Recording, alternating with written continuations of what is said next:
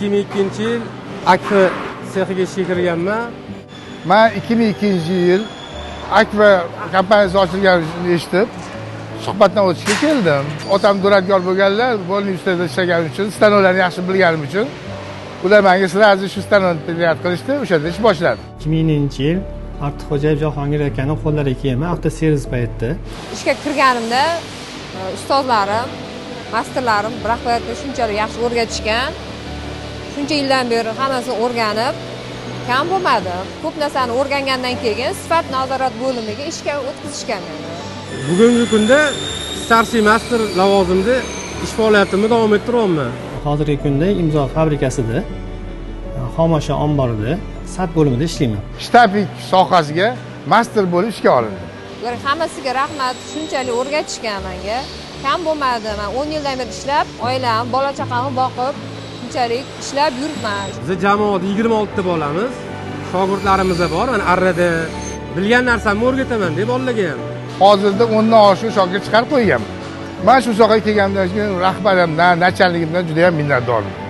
Doim moddiy, ma'naviy yordam berib kelishgan. Bizda uy muammosi yetishmovchilik bor edi. Uyda amakimgilar bilan 24 kishi turardik. Bu muammodan xabardor bo'lgan rahbariyat 2022-yil 31-may kuni uy sovg'a qilishgan.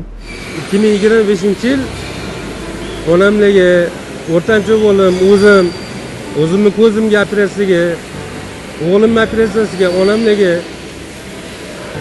moddiy yordam berishdi. Imzo rahbarlaridan Alloh rozi bo'lsin. Allohga behisob shukr.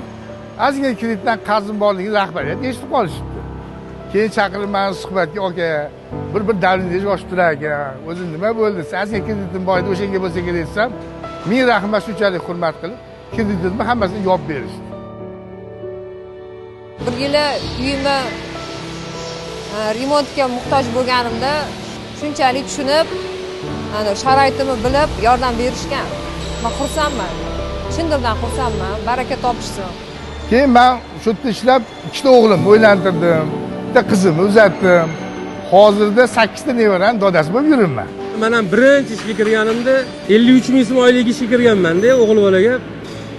Kelib, men qilmayman, ishlamayman degan. Mebelchilik ham qilganman, santexnikchilik ham qilganman. Normal pul topilganda endi. O'shanda otam rahmatli bitta gaplari esimda qolganda, okey. Shunaqa qo'liga olib chiqib, o'sha ikkita daraxt ko'chirib qo'ygan bolam deganlar.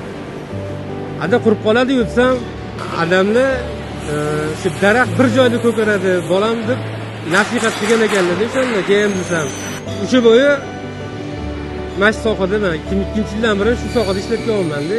Kollektivimiz ahil. Nachalligimiz zo'r. Rahbariyatga ming rahmat.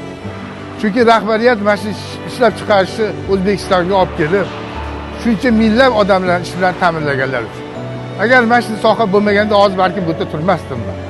Allohga behisob shukr. Imzoni shu 10 yilligi bilan tabriklayman. Bundan yutuqlari baland bo'lsin. Rahbarlaringiz umri uzoq bo'lsin. Rahmat.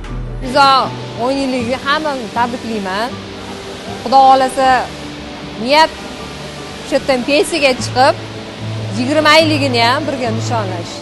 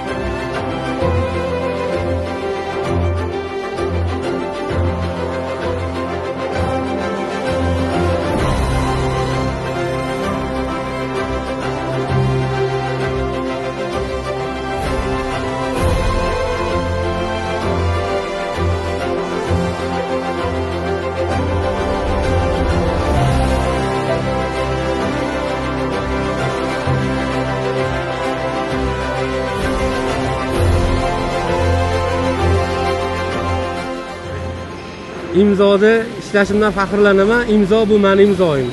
Imzo bu mening imzoyim. Imzo bu mening imzoyim. Imzo bu mening imzoyim.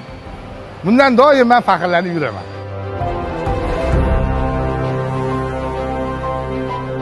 Imzo 10 yil siz bilan.